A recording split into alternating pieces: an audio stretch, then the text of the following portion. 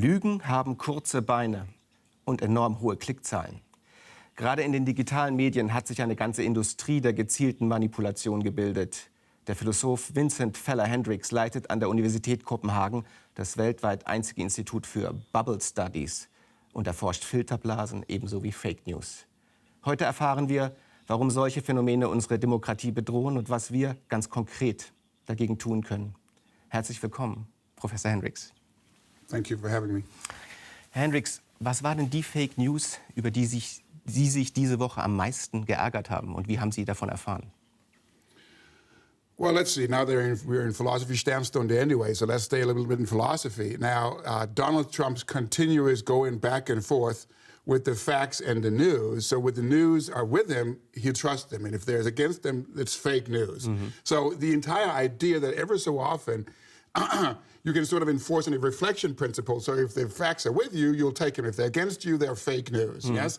And then, of course, also, former White House press secretary Sean Spicer has been saying from the White House that ever so often, we, the White House, will disagree with the facts. Now, how can you disagree with the facts without being wrong, right? So I think Aristotle will climb over in his grave twice if he ever heard anything like that, pays the principle of non-contradiction. So when Donald Trump going back and forth as to whether or not he said what he said pertaining to, say, the Charlottesville problem that we recently have, that first he said, well, I'm not going actually to point my fingers at some, and then later doing it, and then going back on it and reclaiming that the news was fake, reporting him for saying that he was actually against the white supremacists and the Nazis. Also es ist nicht nur eine einzelne Meldung, die Sie derzeit besorgt, sondern eine ganze Strategie des Umgangs mit Nachrichten, wenn ich Sie richtig verstehe. Donald Trump ist sicher das Gesicht dieser Taktik, aber es ist ja eine ganze Phänomenreihe, die die westliche Welt an sich betrifft. Yes, it certainly is. And you can, in a certain sense, say that is what populism is all about. Populism is not a political ideology.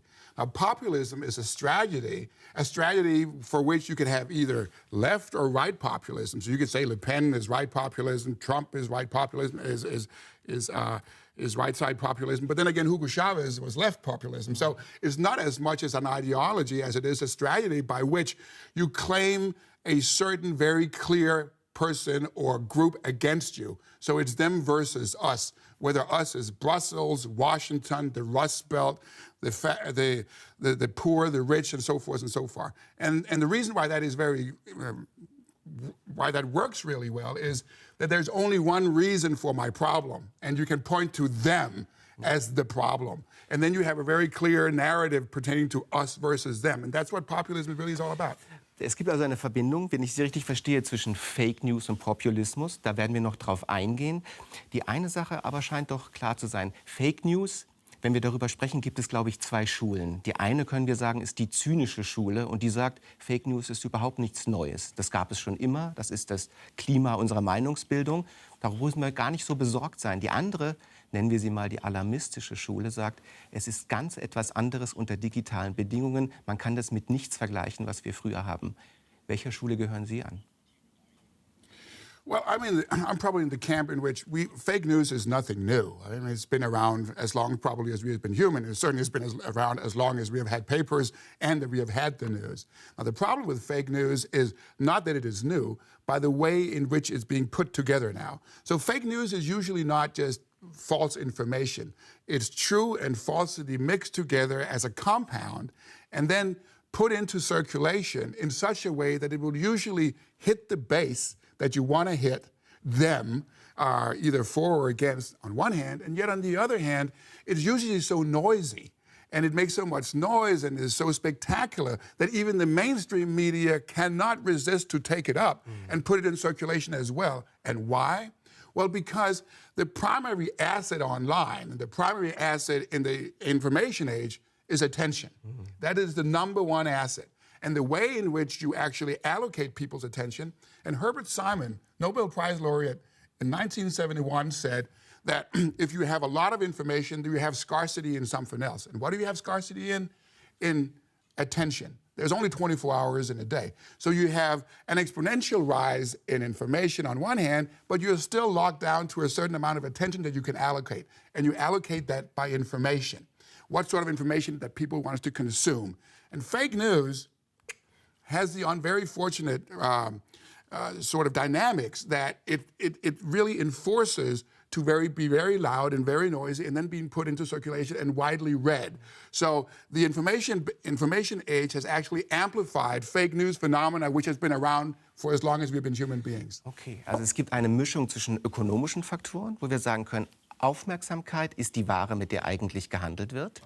Und die Frage, wie man diese Aufmerksamkeit am besten auf sich zieht. Das ist eine Grellheit, eine Schrillheit, teilweise auch eine Extremität der Nachricht. Aber das könnte man sagen, das war 1920 genauso auf der Straße, wenn jemand geschrien hat, Weltkriegsausbruch oder die Russen kommen. Das ist ja gar keine neue Dynamik, die jetzt so wäre, dass wir heute darüber mehr reden müssten als vor 80 Jahren.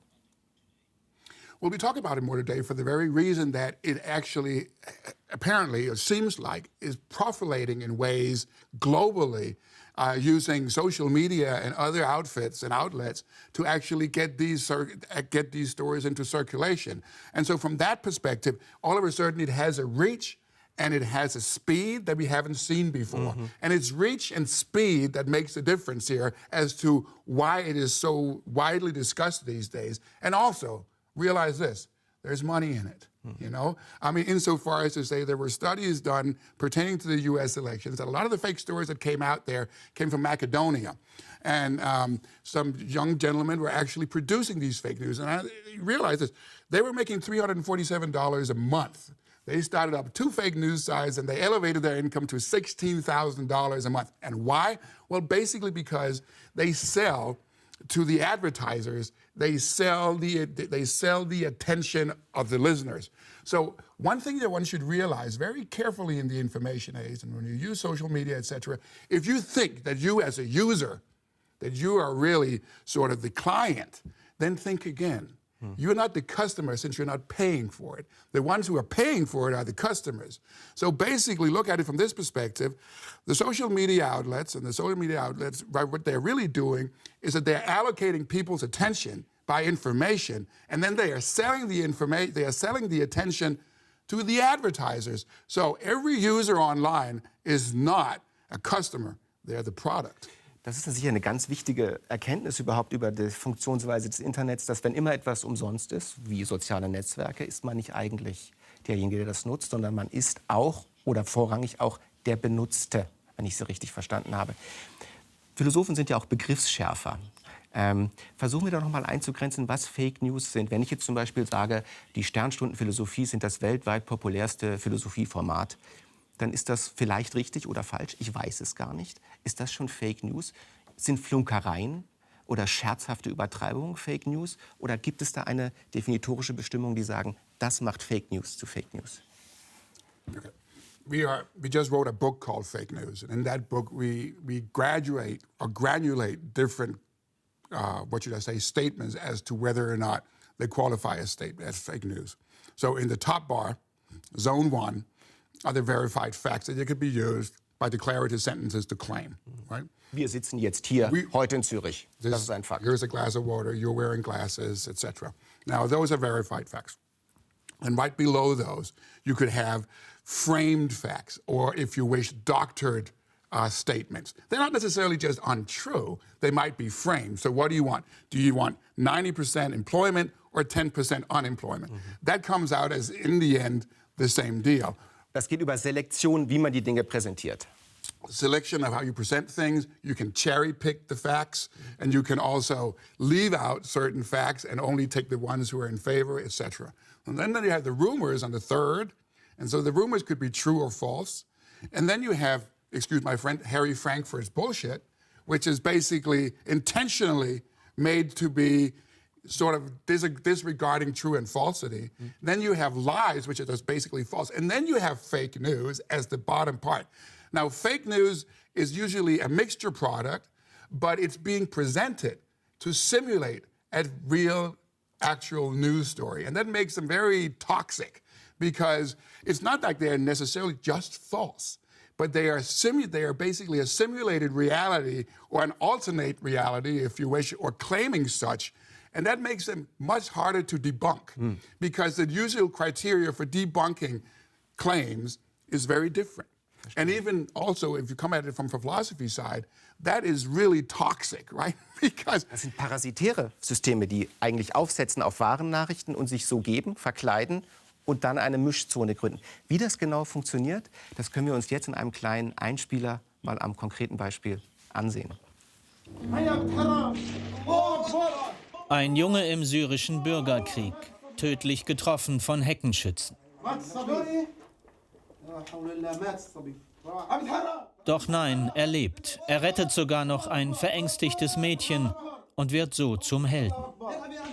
Das Video erreichte auf YouTube ein Millionenpublikum und so weltweites Aufsehen.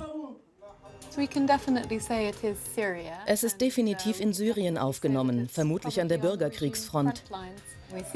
Unklar ist, woher genau die Schüsse und der Rauch kommen. Doch die Bilder sind weder aus Syrien noch aus dem Krieg. Drehort war Malta. Die Filmcrew wollte angeblich nur vor Kriegen warnen.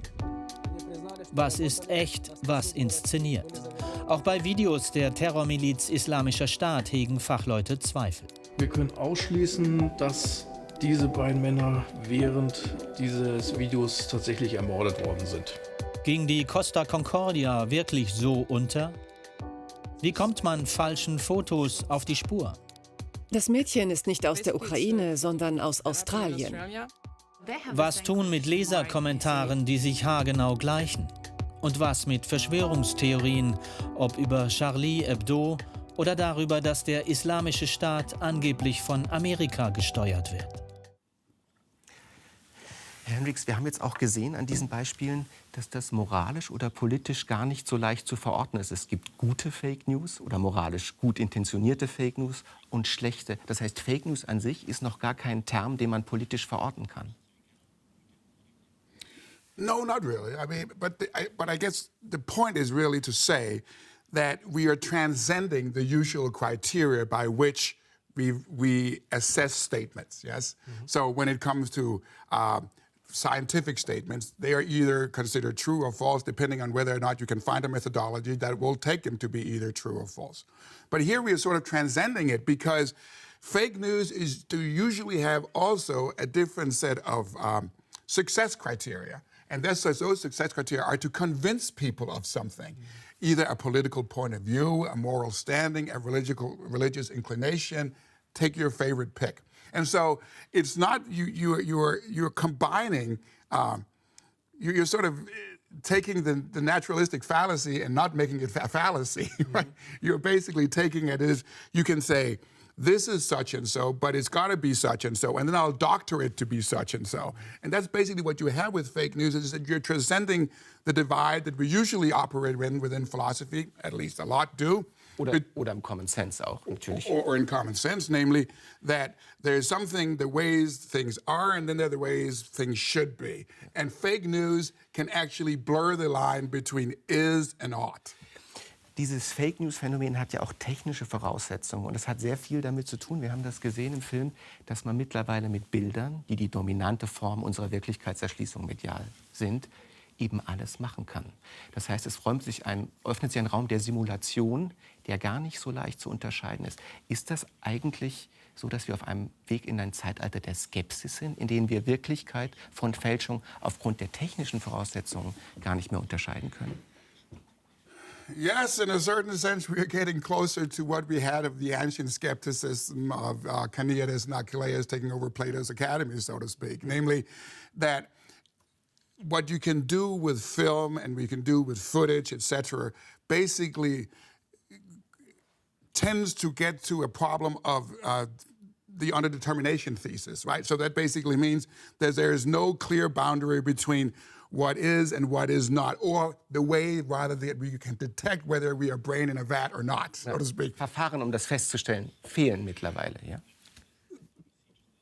That's the entire point of it, right? Because if you look at this particular piece of footage, it's very hard to say whether or not it's true or whether or not it mirrors an actual event. It turns out it was simulated, right? So the usual conditions by which we judge using our primary senses as to what is and what is not, they have sort of been challenged by the way in which you can produce, manipulate using images, footage, etc. So from that perspective, you could say that the ancient skepticism is on his honest return in fake news, and that's pretty much the point. Es gibt ja noch ein anderes Ureignis der Philosophie, das ist der kartesische Dämon. Auch Descartes fragte sich, ob unsere ganze Welt nicht eine Simulation sein könnte, die so perfekt ist, dass sie von der Wirklichkeit nicht zu unterscheiden wäre. Aber Descartes hat ja auch Methoden dafür freigelegt, wie wir das unterscheiden. Sind diese Methoden heute noch tragbar oder welche Methoden schlagen Sie vor?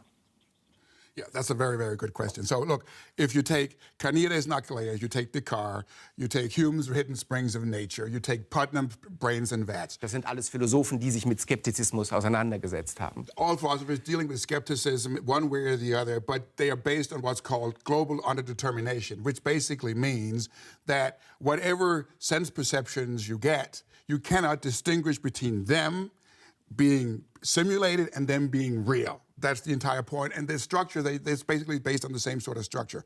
Now, realize about Descartes, of course, Descartes was a scientist also, right? He was doing optics. And so he was not interested in metaphysical skepticism as to whether the world is or is not. He was interested in whether or not you methodologically could doubt everything and still find a clear basis for our cognition. And he was, in the end, came up with use your mind, right? Ja, aber ist das heute überhaupt noch ein Weg? Yes, that is still in part a path we can go. But the way in which we get around this now is that we invoke, as journalists also invoke, we invoke a set of methods for detecting whether or not we actually perceive is correct. So, put it this way. What do journalists do? Well, they check the sources, more than one. They triangulate the information. Triangulate heißt, sie versuchen das aus verschiedenen Perspektiven zu bestätigen. Get different perspectives for confirmation or disconfirmation or falsification. In science, we do the same thing, right? And we put up experiments and we test and we refute and we verify, etc. So I put it this way. There's a lot more pressure on journalism now to figure out whether or not the kind of information that we are presented with are truthful information. But the challenge is, at the same time, that the amount of information is so vast and the speed is so fast that it's actually hard to do. So that basically, that challenges the fundamentals of journalism, say. An interesting thing, philosophically, is that if you look at Pew Institute's research ethics for good journalism, principles and excellence in journalism, they have a concept called journalistic truth. That means following the facts as far as you can, triangulate the information, check the sources, etc. And when you read through those 10 principles of what excellence in journalism amounts to, they're very close to what you would find in a Philosophy of Science 101 course. Es ist also so, dass das Verfahren, ein methodisches Verfahren, eine Rettung sein kann. Aber in dem, was Sie sagen, gibt es ja noch ein weiteres Paradox. Der Journalismus selbst hat eine Finanzierungskrise und diese Verfahren sind sehr teuer. Würden Sie dann sagen, es ist eigentlich eine besonders ungünstige Situation, weil die Anforderungen an Journalismus weiter steigen und die Finanzierungsgrundlage weiter erodiert? Yes, I think you're very right about that. And the problem is, in a certain sense, the problem in the information age, which is a little alien to scientists and philosophers, is that information comes at a price now, right? There's a price tag on it. Some information is cheap.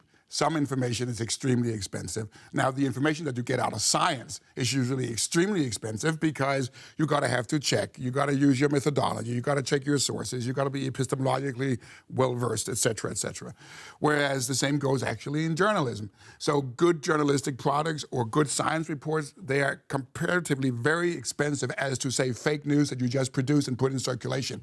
And on top of that, usually the truth is not that noisy. The truth is what the truth is. So whatever is true is not necessarily viral, and whatever is viral is not necessarily true. And there is your paradox, because if virality is a measure of attention allocation, then attention allocation is a matter of money.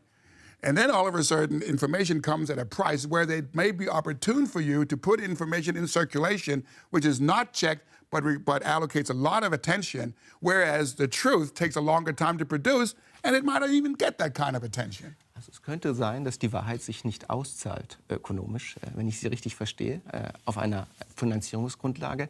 Das bringt mich auf einen zweiten Punkt. Die Frage ist ja immer, wer produziert diese Fake News? Und dafür gibt es verschiedene Erklärungsansätze. Man hat große politische Spieler oder Agenten wie ganze Staaten. Man hat ökonomische Interessen, wie zum Beispiel PR-Firmen. Und dann hat man kleine 16-jährige Jungs oder Mädchen, die daraus ein schnelles Geschäft machen. Wo würden Sie sagen, sind derzeit die stärksten Kräfte global in der Fake News-Produktion und auch diejenigen, vor denen wir uns am meisten in Acht nehmen müssen? Okay, first of all, I think it's important to isolate at least 3 distinct reasons for producing fake news. As we also write in the book, fake news, there might be for the fun of it. So that means trolling, right? Just derail the discussion, whatever it is. There might actually be for political influence, and there might be a monetary incentive. So those are the 3 reasons. Now, of course, they can be mixed together. But I think it's fair to say that the kind of fake news that sort of have had influence so far, and they can come in many different sizes and shapes, has been on the political scene. That's bad enough.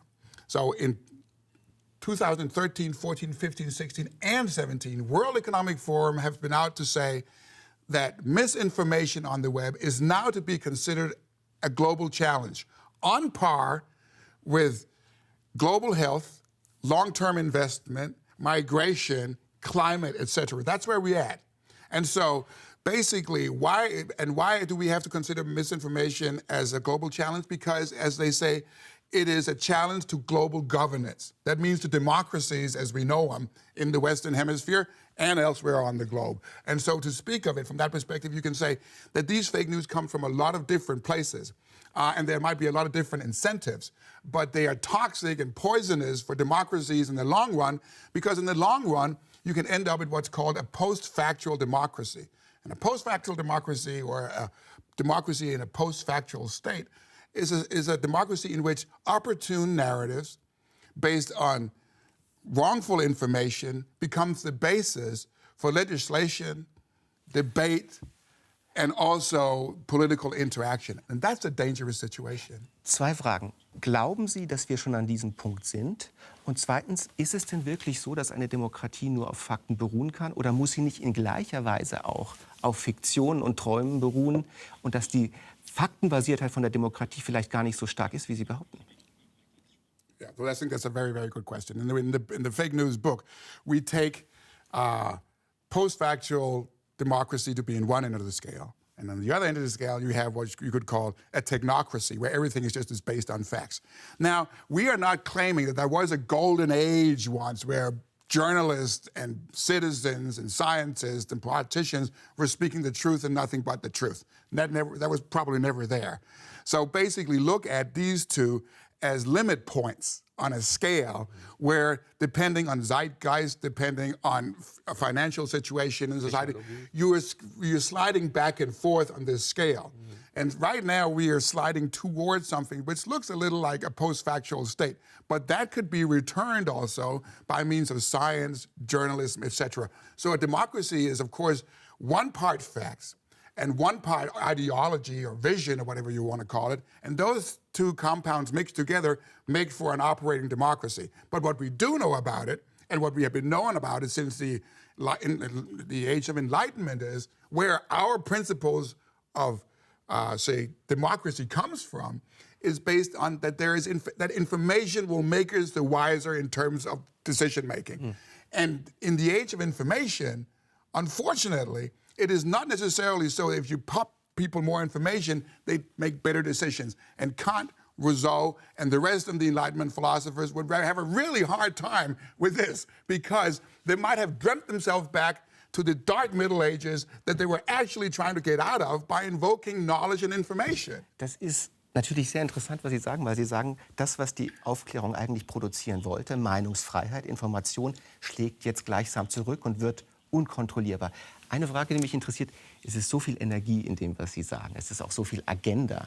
Sie waren lange Zeit ein Akademiker, der sich mit sehr schwierigen, komplizierten, logischen und mathematischen Schlussproblemen beschäftigt hat. Seit 2, 3 Jahren sind Sie im Bubble Study Center und organisieren Studien zu diesen Phänomenen und sind auch als Public Intellectual unterwegs.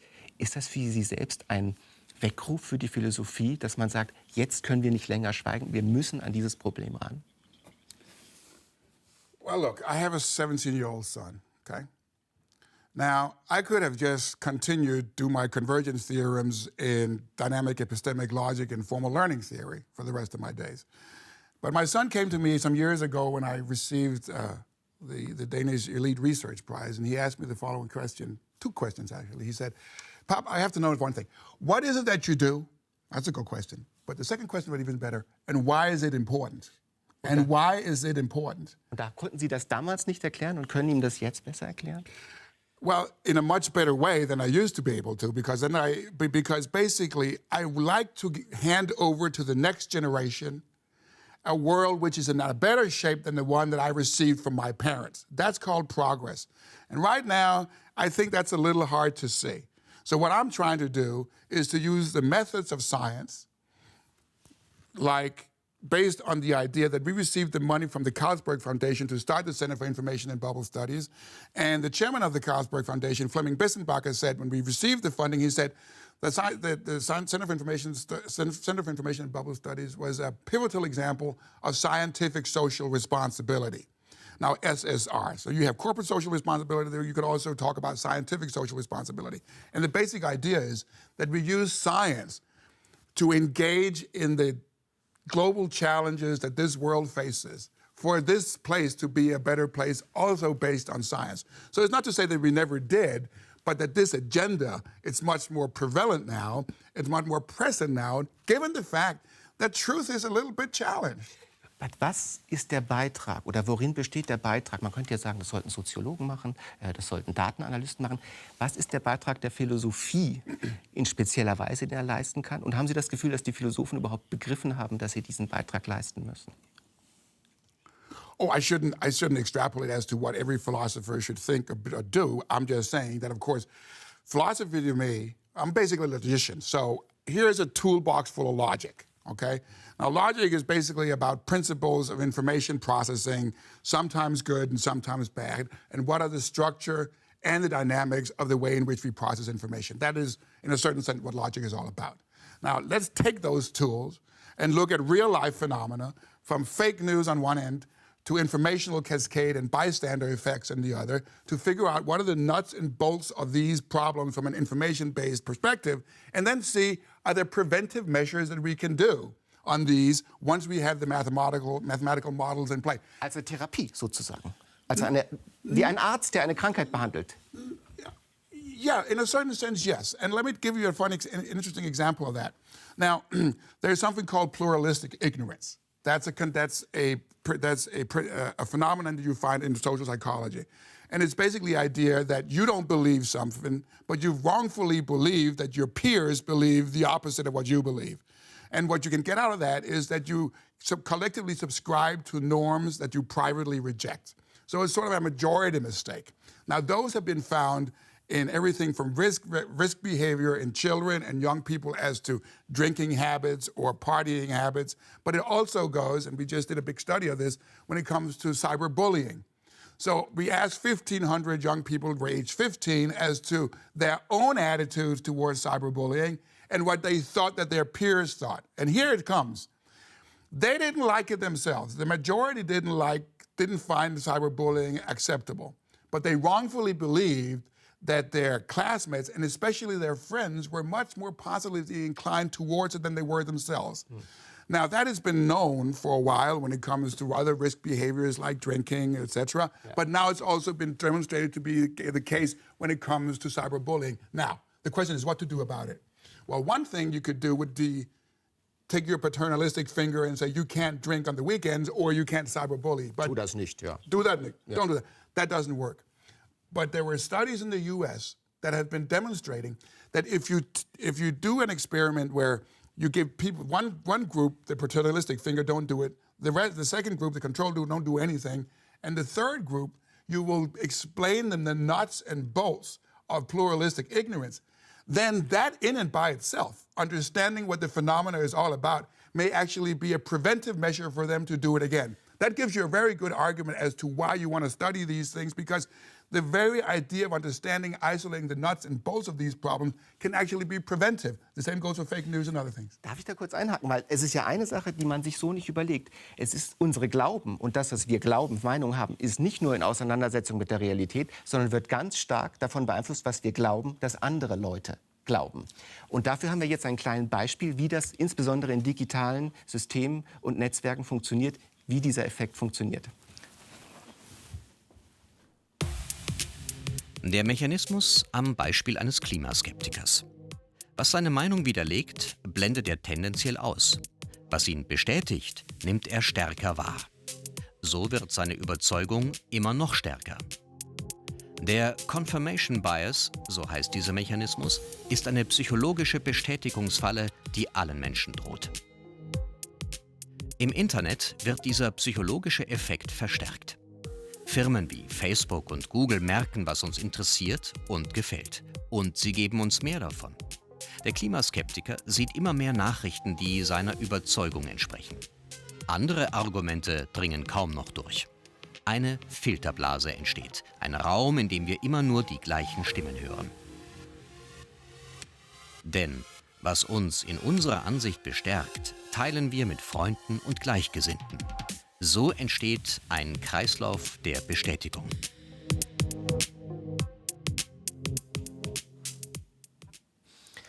Ihr Institut ist das weltweit erste und einzige Institut für Bubble Studies, für Filterblasenstudien. Und Filterblasen sind, wenn ich dem Film folge, Räume, in denen Gleichgesinnte Gleichgesinntes erfahren, damit gefüttert werden und sich weiter verengen und bestätigen. Ist das eine Definition von einer Filterblase? Well, filter bubbles, according to Eli Pariser, who came up with the concept, is basically what you just showed here. Now, filter bubbles is one among many different sort of bubble phenomena that we study at the Center for Information and Bubble Studies. But basically, our idea comes from economics, namely that you can overheat assets. And if assets are traded at prices that far exceed their fundamental values systemically, then you tend to speak of a bubble. Zum Beispiel wie eine Immobilienblase. Wäre das ein Beispiel dafür? Real estate bubbles, stocks, financial products like derivatives, you name it. Now, look at it from this perspective. There may be other sorts of assets that you can overheat that does not have monetary value, status, influence, power.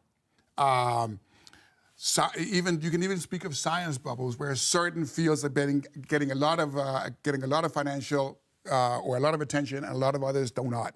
Even bullying bubbles, where people haven't done anything, but the perception, say, online is that they have been doing something, and then you'll basically run with that. Or news bubbles, where smaller news all of a sudden gets a lot of attention. For instance, there was a fake news story that Angela Merkel was basically running the ZDF, right, the German broadcasting company, which was wrong, but it got a lot of attention. And so you can overheat other assets than monetary assets. And the interesting thing about it is that, for instance, online, the market is very liquid, right? There's a lot of trading, points of view, upvotes, likes, comments, selfies, and there are a lot of different liquid means out there. The most known one is that one, right? The like. And the like is a way to invest Facebook like. A Facebook like, yeah. Excuse me. Yeah. And that's a way to invest your opinion.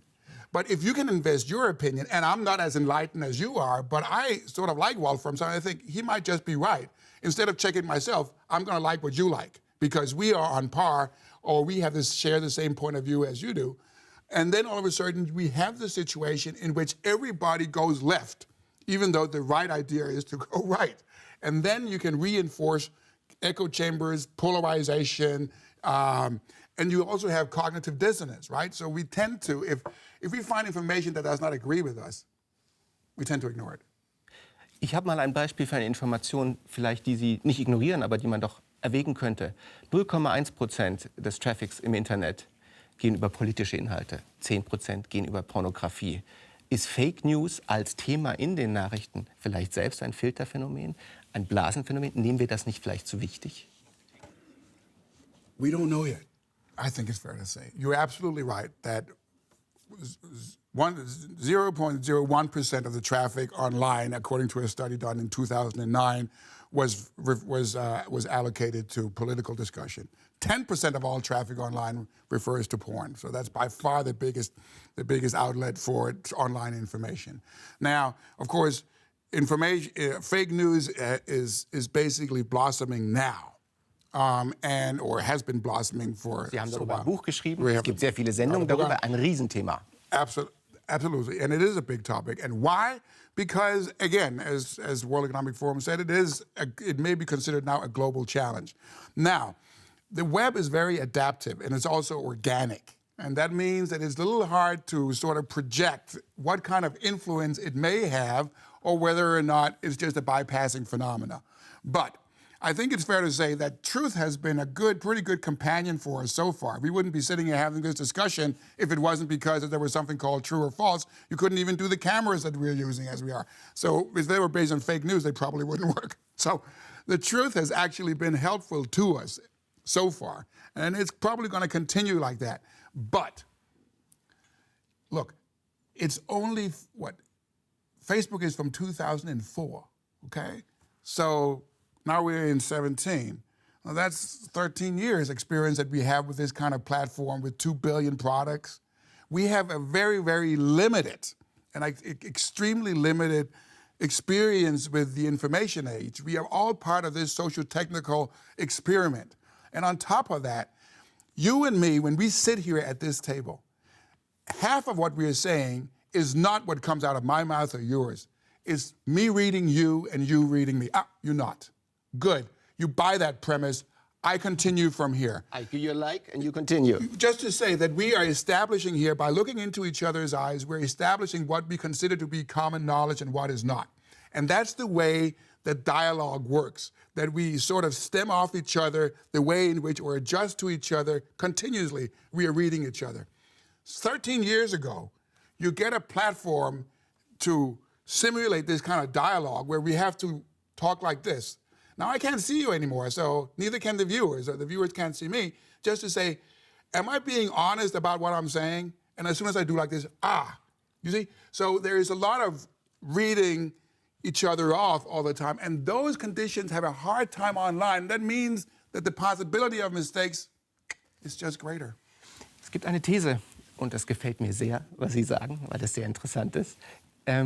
Die sagt, der Buchdruck hat unsere ganze Zivilisation destabilisiert und wir haben etwa 250 Jahre gebraucht, um Verfahren und Kriterien zu entwickeln, um mit dieser Informationsflut umzugehen. Sie sagten es selbst, das Internet 30 Jahre alt, diese sozialen Netzwerke keine 20.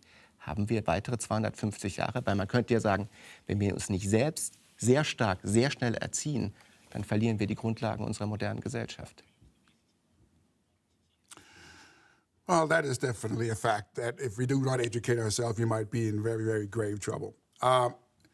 One thing you do get out of a lot of information is also a lot of new insights. Now, the question is how to grab them properly, and that is basically one of the challenges that we do have. So there's a lot of research going on about information processing, and a lot of that is very valuable. So let's see whether or not that has the possibility of actually finding an equilibrium in which the good information sort of gets to be the one that survives.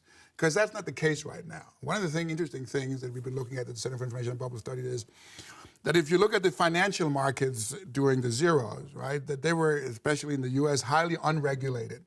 And it was based on an efficient market hypothesis, namely that if you don't regulate a market, then in the end, because the market is efficient, the good products, the good financial products will live and the bad ones will sort of be sorted out. Als natürliche Qualitätskontrolle gleichsam.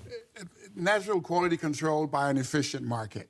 Now, what we found out during those years was that there were a lot of bad papers that could actually live for quite some time. That's the reason why you got a subprime crisis in the US. So actually, more or less, bad financial papers could survive for a long time and possibly inflated artificially. So it turned, and even Alan Greenspan had to say, well, look, the efficient market hypothesis probably isn't right on this, because bad papers could live for a long time. The same goes for an unregulated information market. It turns out that if you don't regulate it somehow, and if you don't educate people to use it properly, then there is no guarantee that the information market is efficient in the same way, in such a way that the truthful information will, in the end, survive, and the bad information will not. And then that comes with then the question becomes what to do about it. Regulation is in part one of it. Education is another. And then there are new studies in the US showing that we should actually enforce some sort of science curiosity.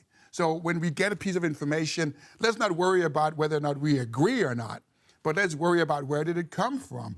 Who are the sources? Are there possible intentions behind it, and so forth and so forth? And the great thing about curiosity is usually non-biased. I'm just curious. And so if we can sort of stimulate an information curiosity rather than information selection, picking, et cetera, then that is part of this educational portfolio of us as humans living in the information age. Es ist ja auch interessant, dass Sie sagen, wir sprechen immer davon, dass jeder mittlerweile ein Journalist ist, dass jeder seine Meinung äußern darf. Aber wenn ich Sie richtig verstanden habe, heißt, wenn jeder ein Journalist ist, muss auch jeder die Tugenden des Journalisten verinnerlichen und wissen, wie man Fakten überprüft. Das heißt, es ist nicht nur eine Einbahnstraße der Äußerung, sondern auch eine der Überprüfung. Und das ist etwas, was viele Leute, glaube ich, noch gar nicht begreifen. Jeder denkt, er ist ein Journalist, aber nicht jeder hat die Fähigkeiten, die Tugendstandards des Journalismus selbst einzulösen.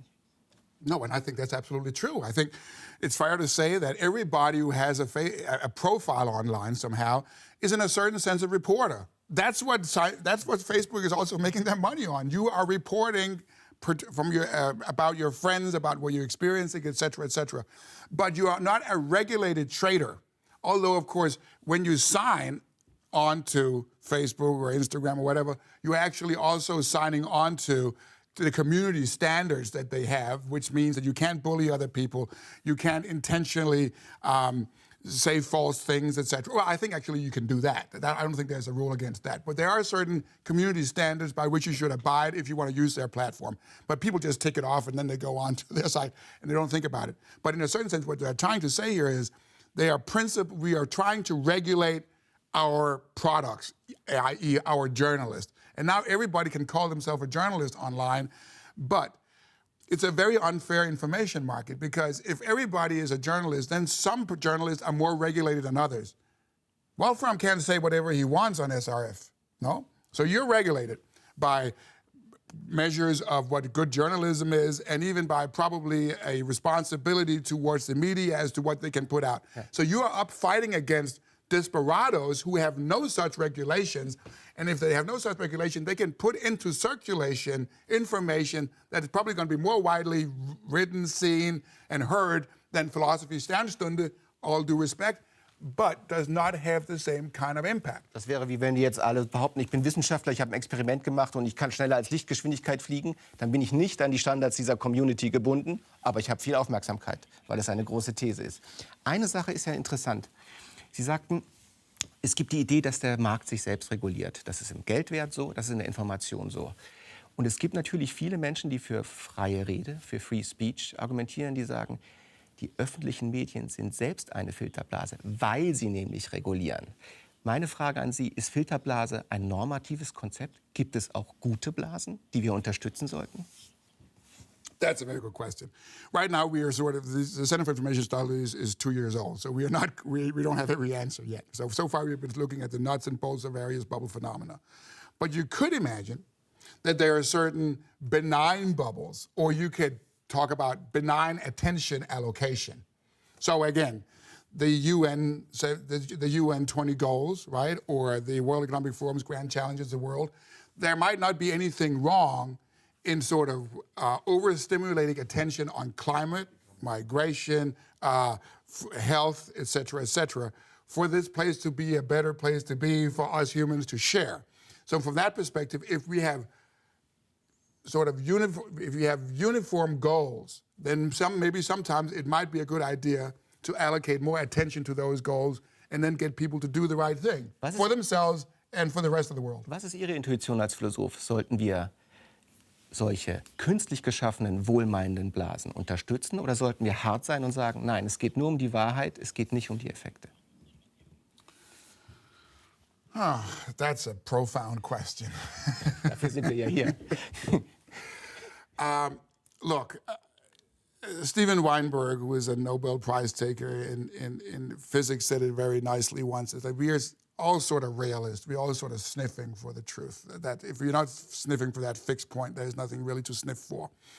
that doesn't mean that the truth is an easy run, and sometimes it doesn't tell you exactly what. Sometimes you're just asking the wrong questions to the world, and it resists giving us an answer. Sometimes we are biased in other ways, etc. But I think it's fair to say, and I was alluding to it before, that even science is in one point finding the truth, and then of course we also have to realize that we are also being regulated by everything from funding agencies to political climates on the other hand. Bis zu kommerziellen Interessen, die die Wissenschaft auch durchdringen. Exactly, and there's all of that. But so far, we are still a species on this planet, like a lot of other species, where I assume that keeping the species intact for the future generations is something that we'll still like to do. And if we continue on this path, maybe we are challenging ourselves a little too much. So why don't we just use, while we're at it, the means and methods of science to make sure that the next generation has a world to live in, and that continues for a while. And that does require us to accept the fact that there is something called true and something called false. And in the midst of that, then clearly our visions and ideologies has to come along in that complicated equation that is about being human and a responsible one at that, for yourself and for your family. Sie haben so schön gesagt, es geht darum, dass man ein Mensch ist. Ich kann Sie jetzt hier anfassen. Sie sind mein Dialogpartner. Sie sind wirklich. Es ist nun gerade im Netz so, das haben Sie gesagt, dass dieser konkrete Versicherungsmöglichkeit fehlt. Und das hat auch sehr viel mit den Blasenbildungen zu tun, weil nämlich viele unserer Gesprächspartner gar keine Menschen sind in diesen Blasen. Und auch dazu schauen wir uns mal kurz einen Film an.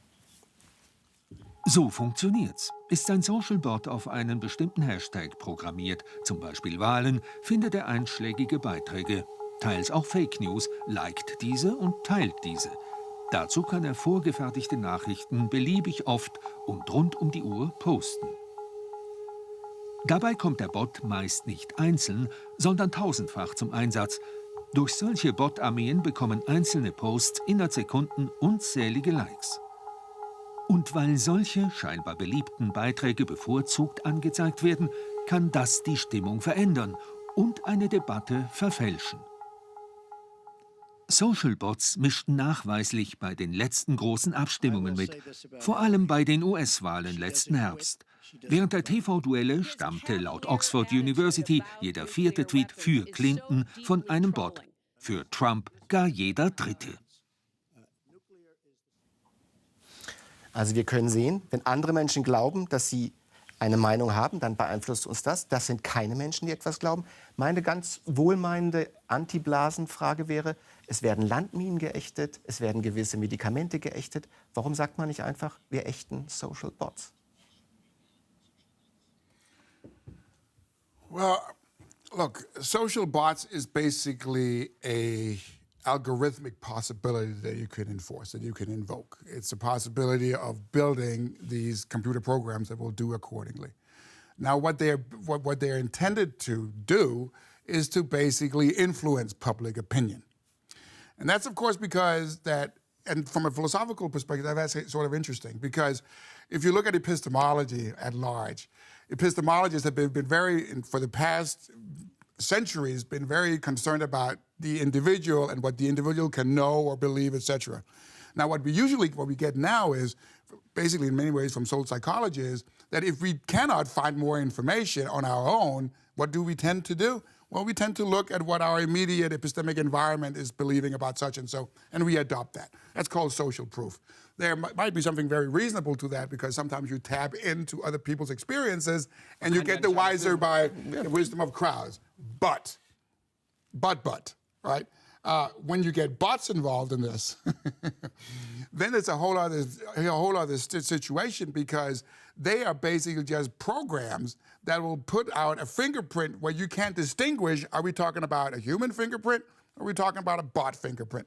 And a lot of bots may create a lot of social proof, even though that there is no agent behind it. And from that perspective, you can get swayed in many different ways. Now, of course, you can also use it positively. So suppose you use bots also to stimulate questions that we believe to be important. But that requires a political or ideological global discussion on challenges and which ones to sort of attend to collectively and which ones not to. But there is not going to be a way in which you can regulate or ban bots from the web. It's not going to happen. Aber glauben Sie nicht, dass es ein politisches Manöver wäre, zu sagen, ich, der Präsidentschaftskandidat der Partei X, verspreche meinen Wählern keine Bots von mir im Netz?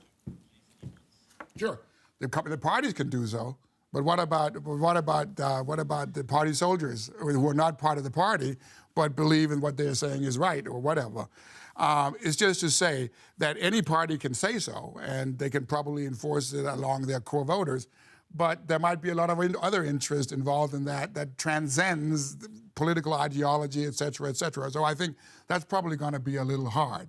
And of course, it sort of feeds back into the issue that we started this show about, namely, can we tell whether or not the signals, the apparently public signals that we get from the web, are genuine and sort of representative of whatever people believe, or are we talking either not necessarily what they believe, but their instant reaction, or being bot-generated or other things?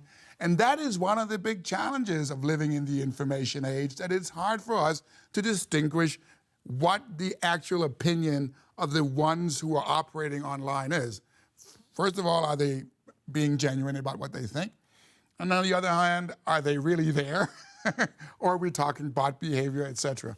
And again, we don't know exactly how that works, but we do know that there has been a lot of bot-generated attention around political candidates or programs, et cetera, and that they are playing a role.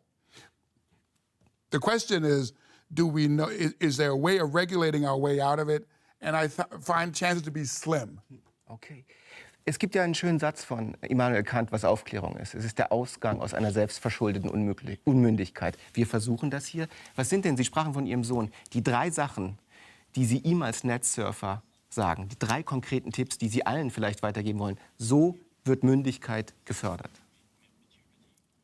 Okay, so one is whenever I put a like or an upvote or a comment on something, do I have my own independent reason for believing that whatever I'm saying is correct? Can I present my own argument, or am I just rehearsing somebody else's that I didn't check? In other words, does an argument actually work for me? And do I also believe that the argument that works for me should work for somebody else? Namely, is there proliferation of my genuine opinion? That is something that the individual sometimes actually can check. Part one. Part one. Part two is, which is very important, am I sure I'm not being the victim of pluralistic ignorance, in the sense of saying, do I have a reasonable idea of what other people out there believe, or is that being clouded? And if that is being systemically clouded, maybe I shouldn't chip my opinion into this, right? And then on number 3 is, it's not important that you believe A. What is important is, what are your preconditions for believing A? Namely, it's not interesting that you believe A and I believe not A. What is interesting is, what are your premises for believing not A and me A? And the reason is, in that comparing premises, we actually get factually enlightened about the differences. It's not interesting to be agreeing to disagree. What is interesting is to understanding why we do agree or disagree, because in that is enlightenment in and by itself. Ich habe noch einen 4. Vorschlag für Sie. Ich war die letzten 4 Wochen auf einer Hütte in Finnland und hatte gar kein Netz.